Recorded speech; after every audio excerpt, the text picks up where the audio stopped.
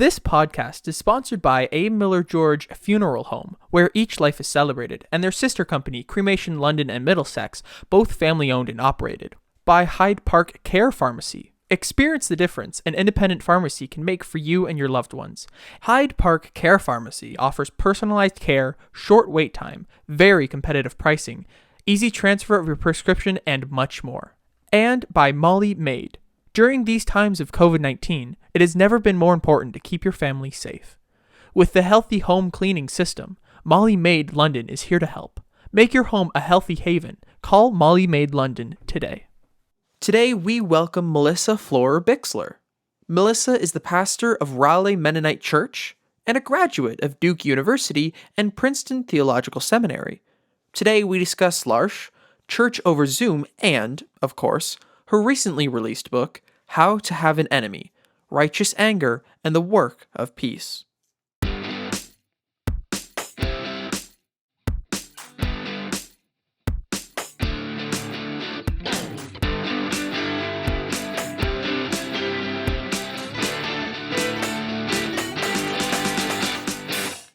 Hey, good morning, good afternoon, good evening, whenever and wherever you may be. We welcome you back to another edition of the Vicar's Crossing podcast. The Vicar's Crossing is a virtual space where faith intersects with the public square. And we're happy to intersect with you in your life wherever you may be today. I'm Rob Henderson from Holy Trinity St. Stephen's in London, Ontario. Hello there, folks. I'm Kevin George. I'm from St. Aidan's Anglican Church, also in London, Ontario. And my name is Ian. I am a content creator, producer, and the person who sends this podcast out into your ears. I hope you're having a fantastic day. And we are. Thanks, Ian. That's good. zipping along through season 6 of the Vicar's Crossing. And today, very happy and excited to welcome Melissa Florer-Bixler to our podcast today. And who is Melissa, you may ask? Well, you're going to find out a lot about her today. She is the pastor of Raleigh Mennonite Church in North Carolina.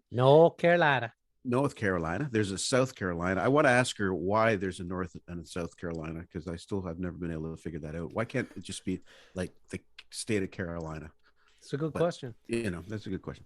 And she's also a graduate of Duke University and Princeton Theological Seminary. She spent time studying in Israel and Palestine, Kenya, and England, and much of her formation took place in the L'Arche community of Portland, Oregon. And she is now the chair of L'Arche, North Carolina, and a steering committee member in a broad-based organizing committee in her county. And Melissa's writings have appeared in places like Christian Century and Sojourners and many other places. And she's got a book out now that looks like that. And How to Have an Enemy. How to Have an Enemy, Righteous Anger, and the Work of Peace. And we will talk about that more with Melissa coming up. I want to say that I'm not sure if I got the subtitle part in my life yet, but I have the How to Have an Enemy part down to a science. Yeah, that's right. They're like down the street, right, Kevin? Yeah, I have no problem finding those. I feel like if there's ever a murder and the police say to Catherine Ann, did your husband have any enemies? Like, who would want to hurt him? I feel like it will be a very long conversation. But anyway, right. I digress. In the meantime, before we go too far into this, we want to acknowledge that the land upon which we record this podcast are the traditional lands of the Anishinaabe, Haudenosaunee, Lenape, Wakan, Attawandaron peoples on the London Township and Sombre Treaties of 1796 and a Dish with One Spoon Covenant Wampum. These lands continue to be home to diverse Indigenous peoples whom we recognize as contemporary stewards of this land and people with whom we wish to work to grow and move towards reconciliation together. And we also want to say thank you and say hello to our sponsors here on the Vicar's Crossing podcast, to A. Miller George Funeral Home, where each life is celebrated, and their sister company, Cremation London, Middlesex, both family owned and operated. Our thanks to Dave Mullen for his continued support, and hello to everybody at A. Miller George today. Hello, AMG, and over to HPC, I guess, Hyde Park Care Pharmacy, HCPC. No, HCP. So over to Hyde Park Care Pharmacy, locally owned, locally operated, locally loved. Our thanks to Carol Basada. Amazing. Thank you for all the support. You're a great druggie. And last but certainly not least, we want to say a huge thank you to Molly Maid. Make your home a healthy haven. Call Molly Maid London today. Trisha Lister was right. a wonderful human being over there who hooked us up with that. So thank you to them. And All right. that's TL over at MM. That's Oh, right. yes. At MM. See? Yeah. That's how you do it. That's how you do it. All Mhm. right. It's great. Well, thanks to all our sponsors. We do appreciate you supporting us in what we do here on the Vickers Crossing. We have other guests and other podcasts coming up this season that we're looking forward to. So let's kind of take a look ahead if we can and turn to our segment here that we like to call, Hey, Kevin, who in the world did you book this week? Well, that's a very good question, Rob. Drum roll, please. And this week, I'm happy to say we're going back across the pond for one of our bookings over to the United Kingdom, where we have booked Janelle Aldred, who will be with us in April. And Janelle's book is called Communicate for Change, Creating Justice in a World of Bias. And Janelle has been on the BBC, very much involved in all kinds of work around justice and peace, and is going to be a fantastic guest. So we look forward to having her on. All right, Sweet. that'll be great. Good. And we are looking forward to talking to Melissa Florer-Bixler today and her new book, among other things, to chat about. And it's called How to Have an Enemy, Righteous Anger, and the Work of Peace. And Melissa is joining us about now, I think. Right about now. And we're back on the Vickers Crossing, and so happy today to welcome Melissa Florer-Bixler as our guest. And Melissa, it's wonderful to have you here. Thanks so much for spending time with us today. How you doing? I'm doing great. Thanks so much for inviting me to be with you today.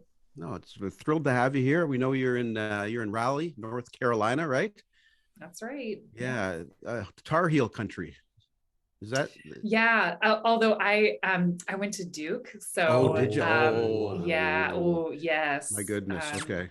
So Yeah, March so Madness is tough. coming So I was up, right? just going to say, when March Madness comes, like, what jersey are you floating around Raleigh? Yeah. I mean, I'm a big Blue Devils fan. Yeah. Which of course is, we have to talk about how at church, our unity in Christ overcomes even our deepest divisions. Very good. And those divisions run right along Tobacco Road. So yeah. Perfect. Speaking of having an enemy, holy moly. I no know, kidding. right? I got a lot of experience with this. Oh, that's great. Well, we're so happy you're here, and we're going to talk about your book. Here it is, How to Have an Enemy, and other things as well to chat about today with Melissa. So Kevin's going to kind of get us underway here. Yeah, I just wanted to compliment you on your Twitter game. You are a Twitter boss. Like I am so, Thanks. I aspire to be like you. Like if you're listening out there and you're not following Melissa on Twitter, you should be, because her Twitter account is insightful and it's funny, and sometimes it's sarcastic, and it's on the mark all the time. So my encouragement to you to go check it out. I wanted to start actually with a tweet that you just put up yesterday, which brings us to the state of where we're at in the world right now.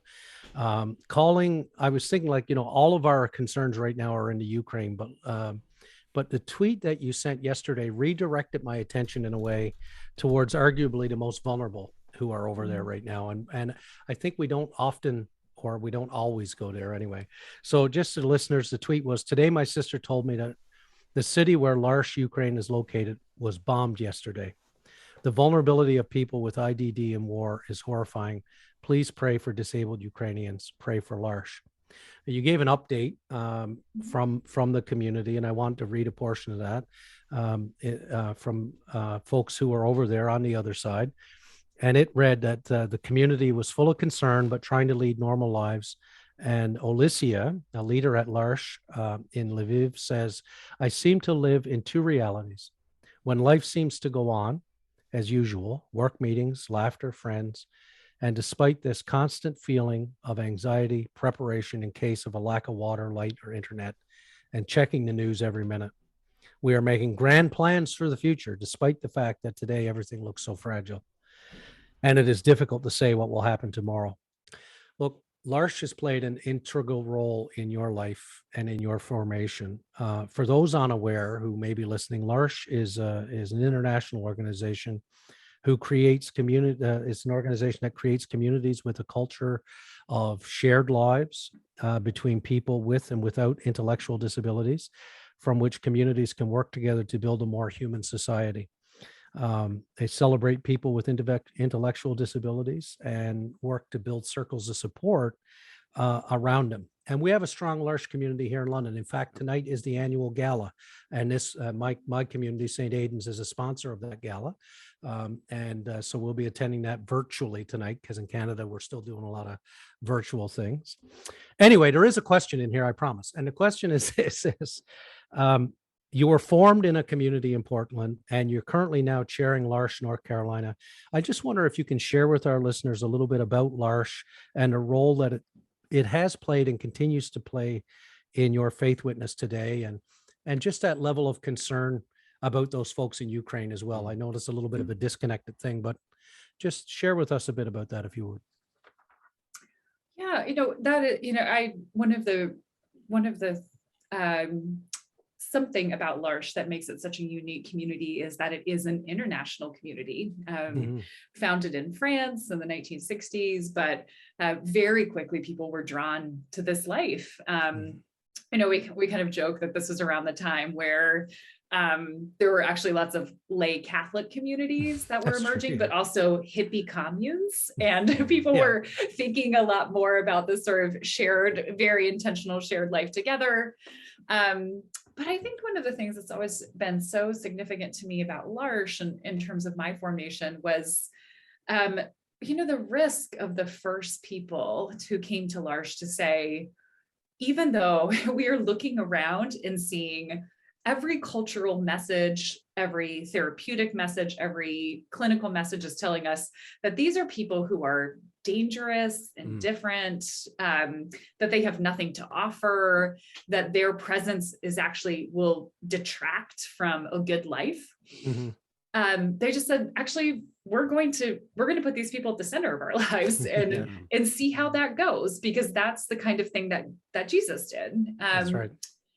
And so against this vast pressure to put people in institutions, L'Arche said, no, we want to see what happens here. And there, and I think, when I am the person who by disability or age becomes a part of this group of people who are told you have nothing to offer the world,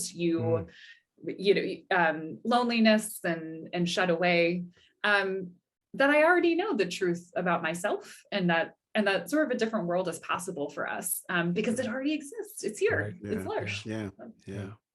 Yeah, and that's obviously had a big impact on your own faith walk. It comes through in your writing, I believe. And have you had any further update from the folks in Ukraine? No, we haven't heard anything else since that last communication. But one of the pieces of L'Arche that I'm also grateful for is that we have a solidarity fund. So we recognize that in countries like Canada or the United States, we just have access to so many more resources than the L'Arche community in Uganda or the L'Arche community in the West Bank that my family is going to spend a month with this summer. Wow. And so we provide funding and support in community relationships between different L'Arche communities in material ways. And so I'm hopeful that this family that we're a part of will do everything we can to continue that in very meaningful ways. Yeah. Over to Ian. Oh, thank you. You're A welcome. month or so ago, Tish Harrison Warren, a priest in the conservative Anglican Church in America, penned an article in the New York Times titled "Why Churches Should Drop Their Online Services." That's a big, heavy title. And for reference, I do all of the digital deacon stuff it's been like 2 years now, since March, was it 15th, 2020? Ever since then, something like that. Ever since then, I've done all of the online services for St. Aidan's Church, which is Kevin's church. And a title like that is baffling to me, to be honest. Earlier this month, you wrote a response to that article in Sojourners, which you titled "Why My Church Isn't Dropping Our Online Services." And you write, "I care too deeply about the embodied experience of people physically distant from the place where some of us gather for in-person worship. The people who utilize Zoom worship do too. They would love to be near children running across the sanctuary and to feel the baseline hum in the air. They would prefer if dementia, Parkinson's disease, and compromised immune systems didn't keep them from pressing their palm into the hand of another or bringing a piece of bread from a common loaf to their lips. In the bodies we are, however, that isn't possible. Rather than shutting down our Zoom option, our worship commission met to discuss how we can creatively and intentionally deepen participation and fleshy community among those who are separated from localized worship and fellowship," which is wonderful. Can you share on how you chose and your feelings about that way and how that deepens participation in the church? Yeah, I think that one of the gifts, without being too Pollyanna-ish about this horrific experience we've been in for 2 years, one of the gifts of this pandemic has been, I kept thinking about how apocalyptic this experience was in a very sort of traditionally biblical way, like of revealing, right? A great revelation. Yes, and a great revelation, a great unveiling has happened among us. And one of the, Wallace, who I mentioned in that article, who is blind and hasn't been able to access worship at RMC, he was one of the people who was unveiled in this. Like, what does it mean for us to be church with and for Wallace as he's aging? And I think that we had the opportunity, not by any choosing because of last resort, to attend to people who were at the margins of our communities because of being immunocompromised or being of old age or disability. And so, I think that, as I mentioned, I think Tish raises like some good questions about embodiment in that article. And I don't think that the answer is to cut off your virtual services.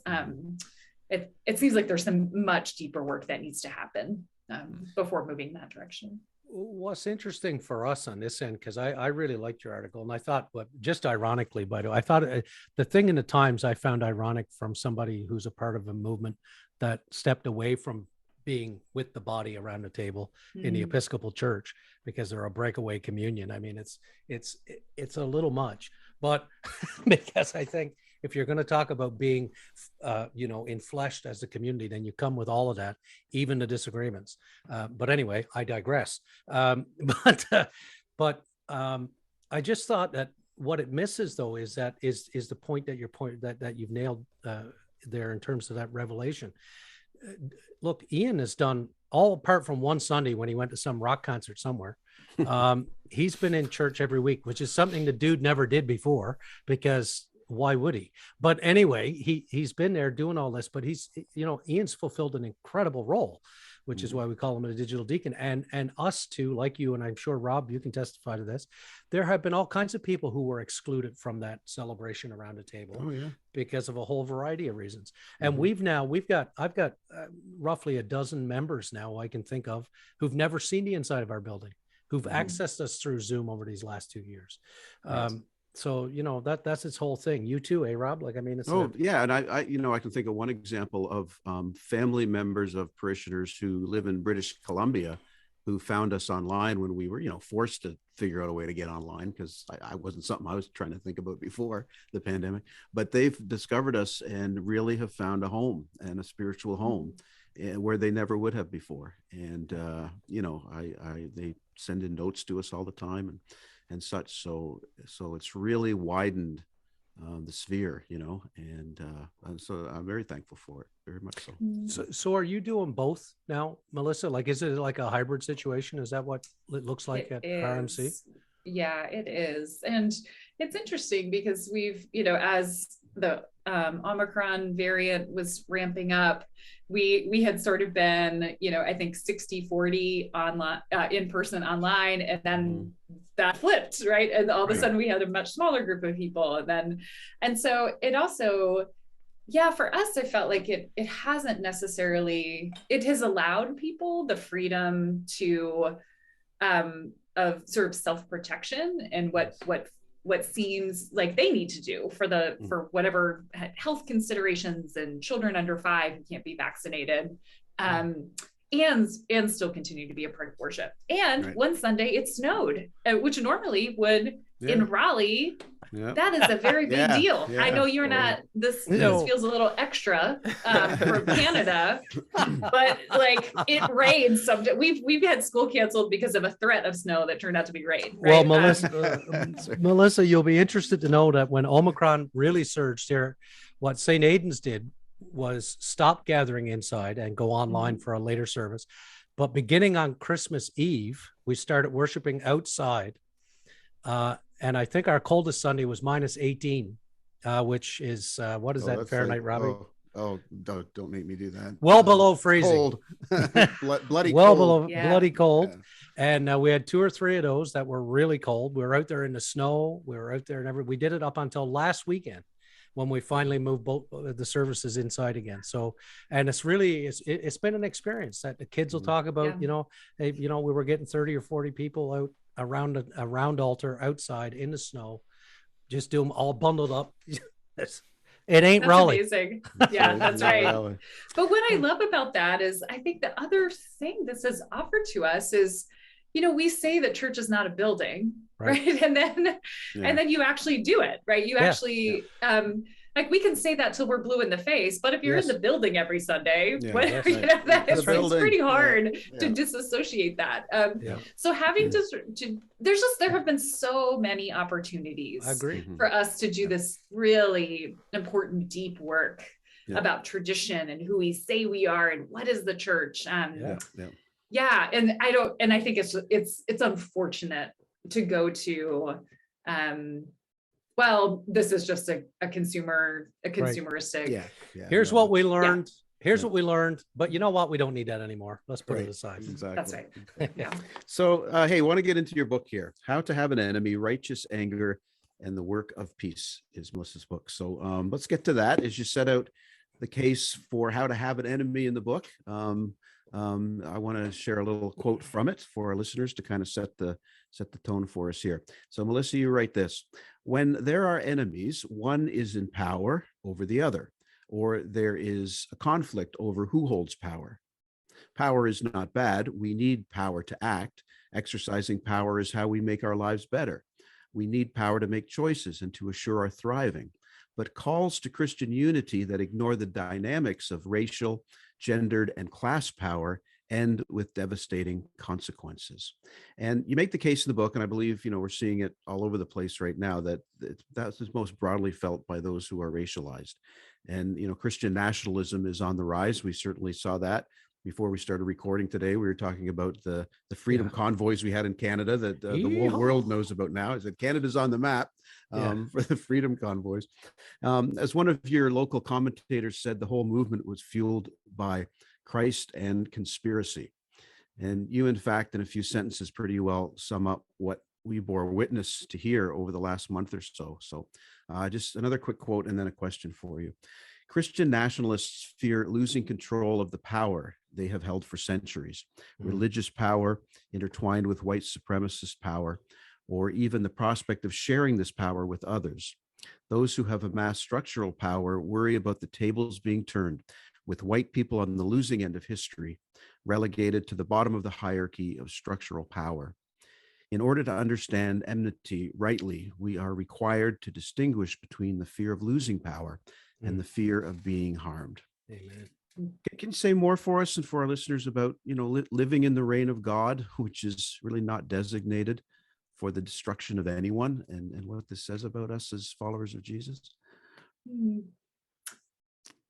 Yeah, I do think that we are increasingly seeing more of the anxieties about white identity emerging in North America, and that is new in some ways, right? There's always been sort of the sense of negotiation of that power and how that power will work. But this is the first time where I think there's a real sense of losing that power and that influence. And so we lived in this racialized world, in this racialized society where we have to attend to that as part of this question of what does it mean to live into the reign of God. I think what sometimes people miss is, and there's a really helpful book called White Identity Politics by Ashley Jardina, who teaches that other school, UNC. Oh no, it's still a very good book. See how ecumenical I am. That's how to do it. Yeah. Vince Right? Carter Yeah. didn't Vince Carter go there?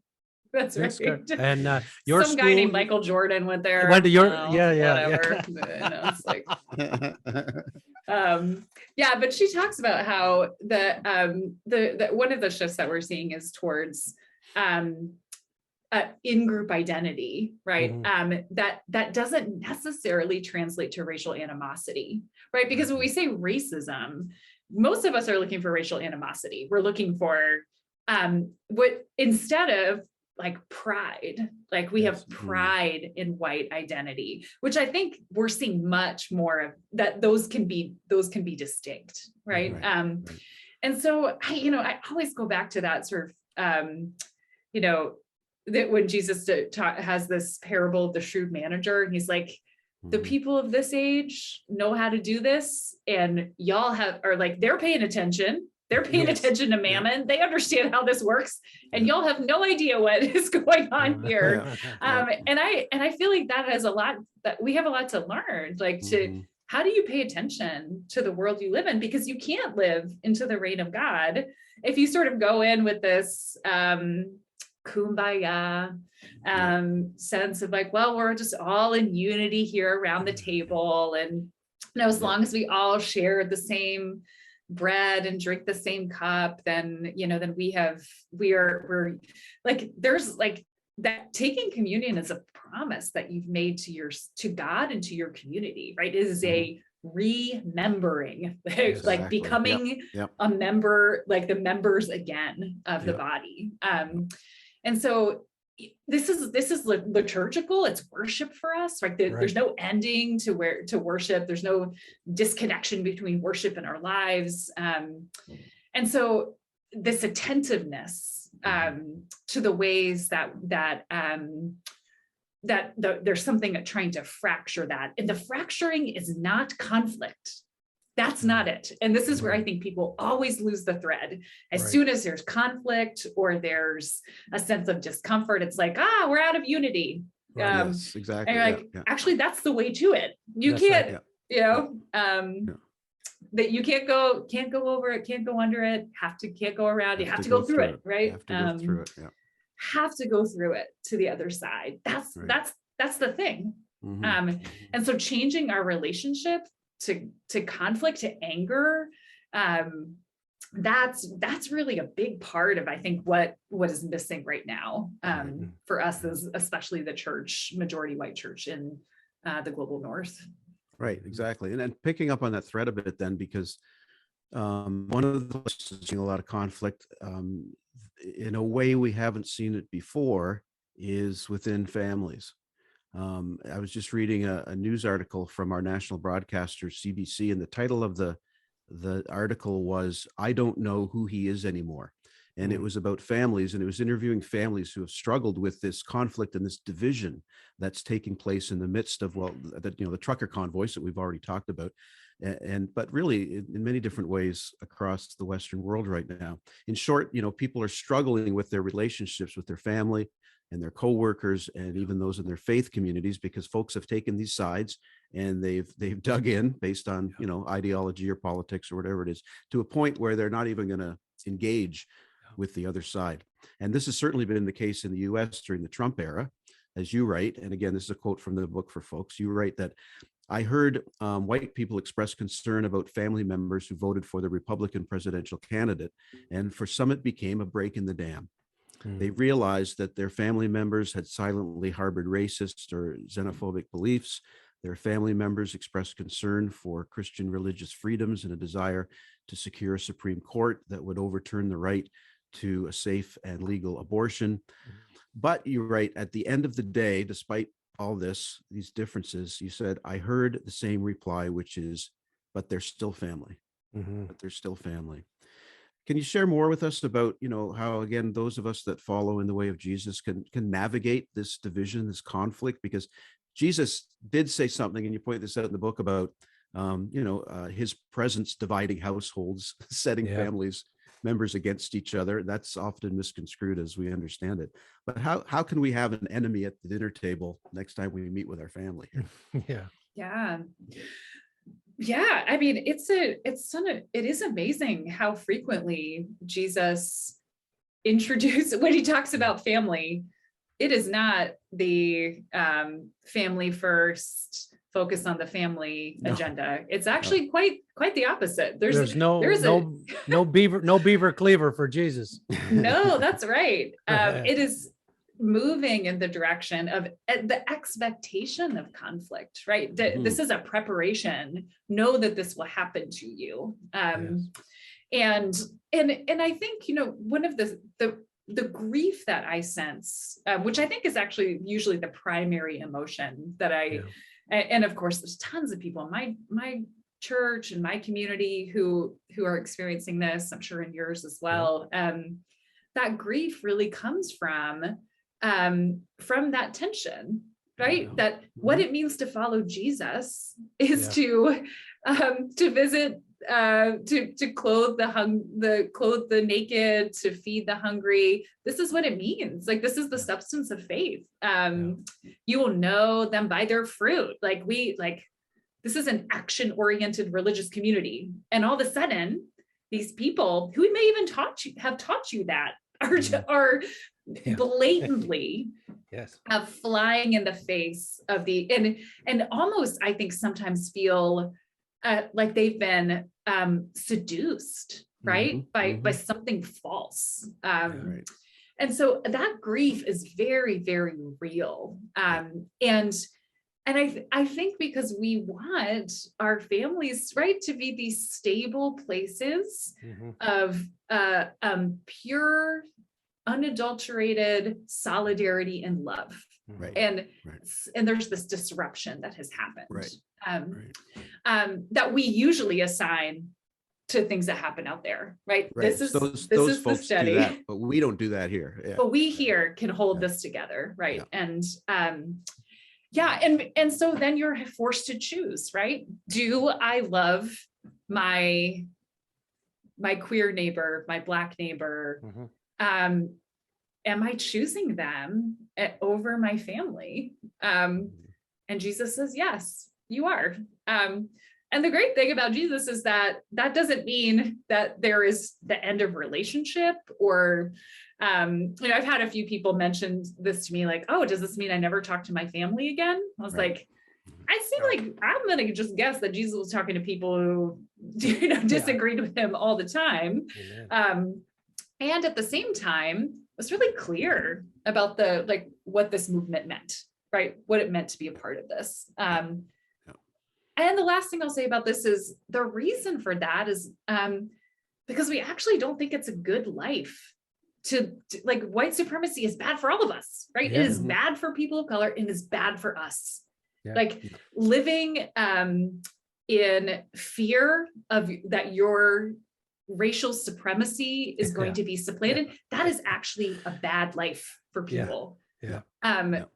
And we don't want a bad life for the people we love. Well, I think one of the things you make clear in the book is that it does. I mean, it's hard for the oppressor and the oppressed. I mean, it's not a good life.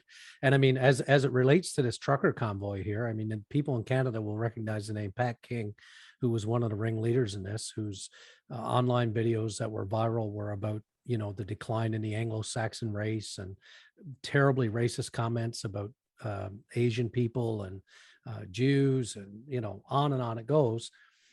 But every time I listen to him, he's a very compelling figure in some ways, because you listen to him, he's very charismatic. And every time I listen to him, it's what you say just now that comes to mind. I just think, you are a broken human being. Like, you are a really broken man, and you're suffering, and you're driving around in your car with your live streaming a video talking about the vaccine trying to depopulate the white race. Like, what happened to you? Right. And that's not good for him. It's not good for the people he's influencing, and it's not good for any of us. But what also doesn't work, as I hope we're learning, is to just cut all that off and say, well, I just cut you out, and I won't talk to you at all, and I won't hear you at all. Like, that's the struggle. I think we've all been around that dinner table, and it's and to go back to the Anglican network in Canada, or the Anglican Church in the United States, as I think they're called down there, the group who broke away from the Anglican Church. These are the same issues. It's like, can you sit at the same table and come to grips with these? Right? This has been the struggle, hasn't it? Yeah. The other thing that I really liked in the book was around your conversation around the Psalms. You remind a reader that there's no mistaking the fact that the psalmist assumes the presence of enemies, right, in their everyday lives. Like, there's just no getting away from it. If you love and serve the God of Israel, there are enemies. Loads of prayers that make room for the vulnerable flesh and blood people to express their terror, danger, and trauma wrought by those who threaten and enact catastrophe, you write. The Revised Common Lectionary, which most of our churches follow, but here, let me pause and give a plug to Will Gaffney's womanist work that she's done in that new lectionary. Great work. But that Revised Common Lectionary that most of us use is a rotation of scriptures used. It cuts out the most troubling prayers in the Psalms. It takes it out, and it makes it nice and sweet and comfy. We don't want to feel sad when we go I don't want to hear about babies' heads and rocks and all that. So we're just not going to do any of that. We're just going to pretend that it's not there. But you write of the need we have to cry out, that we all have that need to cry out. You say, and I quote, "People do cry out to God for vengeance because for some, at a certain point in suffering, it is impossible to see another way to bring an end to an unimaginable situation. These Psalms preserve for our corporate memory the furthest extreme of human suffering. They are words that break open and pull water from the deepest well of anguish from hell itself. If we chafe and cringe at these sulfurous prayers, it's perhaps because we've not lived teetering on the edge of the last resort." I honestly highlighted that over and over and went back and just kept reading it because I thought, this we need to hear. You go on to make the case that while many of us, I should say, chafe at this because we've not, right? Because we've lived at least looking at those of us on this screen, we've had great privilege in our lives, right?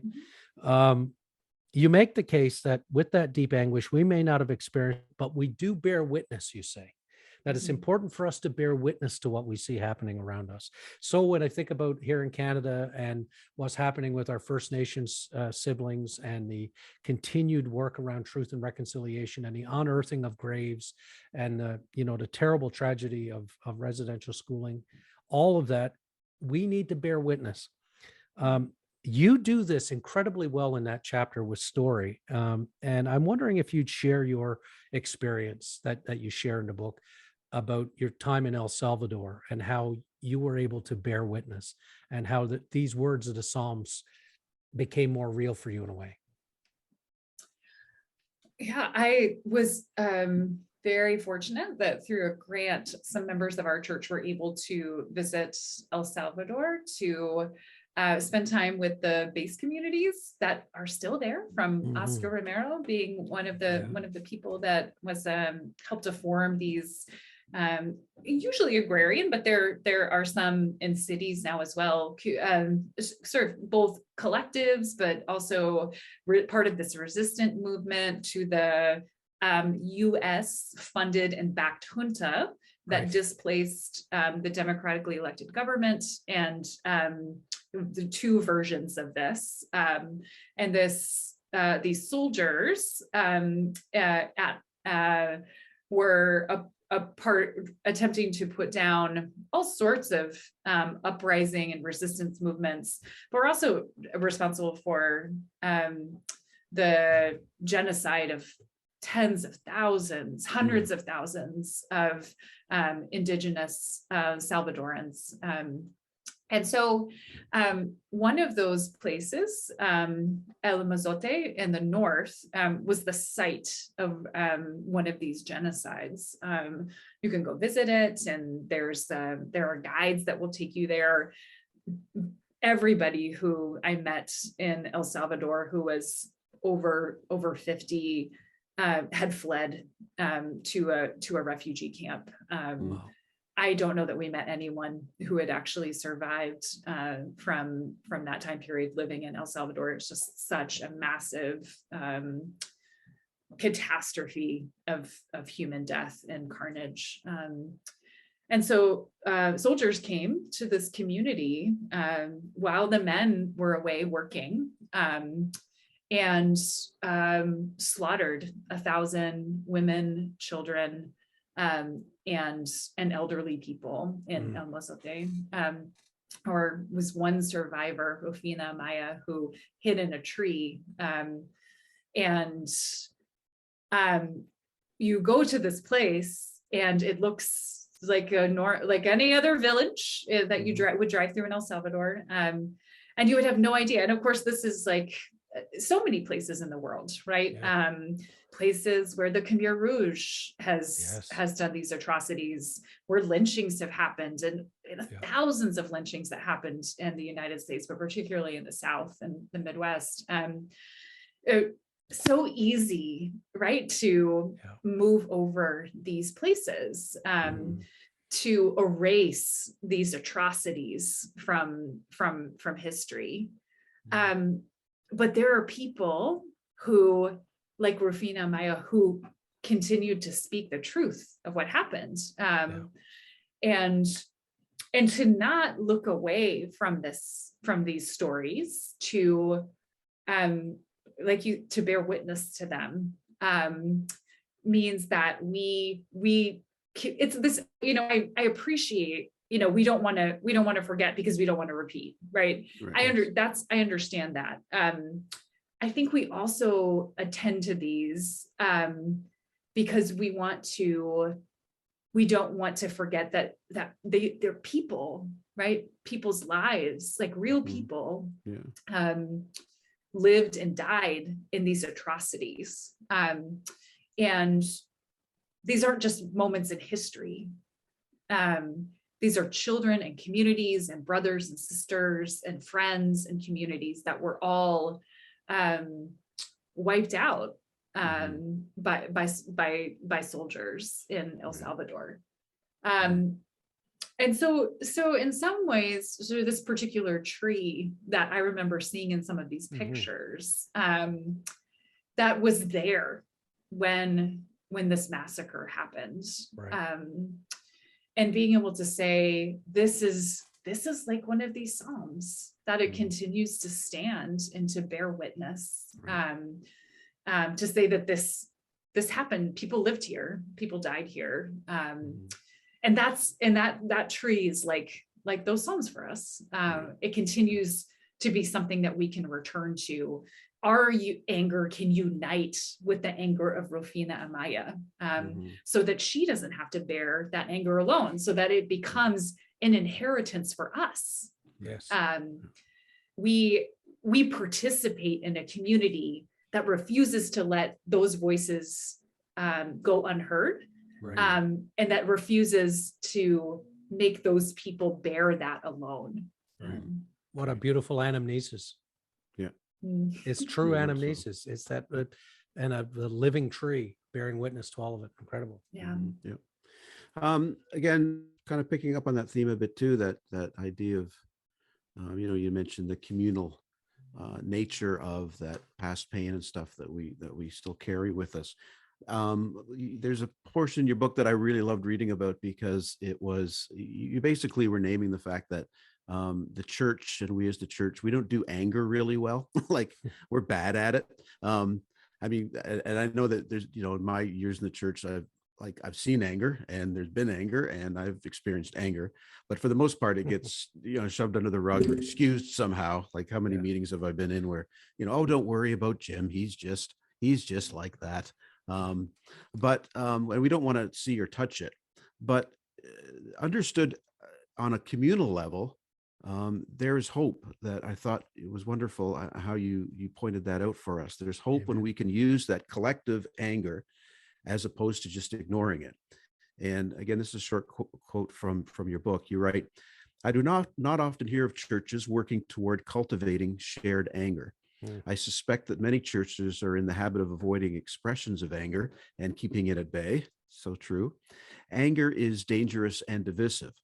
But without making space for anger, the church cannot offer safe harbor to people who are suffering at the hands of others." Oh, so important. Yeah. And one example of that, of those who suffer the effects of racism, or those who suffer the effects of racism and oppression, you reference a quote by theologian Dr. Willie Jennings. And he said this when responding to the death of George Floyd. He said, "In this white supremacist infested country called the United States of America, it requires anger. This anger, my anger, is connected to the righteous indignation of God." So Melissa, like, where do you see the hope in that communal anger that we talk about, and how can the church tap into that righteous indignation of God that Dr. Jennings speaks of, so we can, participate in seeking justice and find ways to walk alongside the marginalized? Yeah, I love that quote from Dr. Jennings, and that whole essay is just so useful. So enlightening. Because I do think it helps. I think that also just mention the preface to that is he has friends who call him, white friends, and say, "I can't imagine what it's like to be in this moment. But I want you to know I'm praying for you. I'm with you. I'm active in the world." And he says, I actually need you to go a little bit further with me. Like, I need you to connect with the anger that I'm feeling, because I don't want to have to bear this alone. And so at least Dr. Jennings has this very real sense that that we can enter into shared communal spaces of anger. And he points us back to Jesus, right? That we're not angry in the way that, maybe Jim was angry at your vestry meeting. But maybe in a way that that helps us to clarify what's at stake, right? That's what I think anger really does. I think it's a similar thing to when we that Jesus evokes a crisis, right? This is what Leonardo Boff often says. Like, this is what Jesus does. Jesus evokes a crisis. You have to pick a side, right? And in these very specific ways, right? Are you going to be for the poor, or are you or woe to you who are rich, right? Like, oh wow, that's actually two things you have to decide between on a daily basis. And so this ability to say, I am going to enter into anger with you, and to recognize who in your community maybe has not been allowed to express that anger, right? Because we do know that certain people, the Ottawa trucker, their anger is justified. It gets a national stage. For 22 days. If that's an indigenous community up here for 22 days, I'd love to see how that plays out. I mean, we did see this, right? And this, like the Dakota Access Pipeline, right? When that anger is on display, it's something destructive, right? So even anger is something that is racialized. It has power. We recognize it has power. And some anger is legitimized, and some anger is said to not be legitimate. That's true. And for us, discerning together where Jesus is in that in that picture, Mm-hmm. is how we do that work, which takes people. You can't figure that out on your own, right? You need to you need other people to help you figure that out. Right. Well, there's another guy who's from, or was at Duke, Will Willimon. He says it's good news, but it ain't good news for all of us. So, because it's like, that's the thing, is you have to, if you're going to discern what following Jesus looks like, then you have to hear who he says this is good news for. And that's uncomfortable for those of us who are giving up power, or being forced to give up power. And as you say, in this country alone, Wet'suwet'en, out on the West Coast, the RCMP were out there using all kinds of force to remove those people who were trying to protect the environment against pipelines.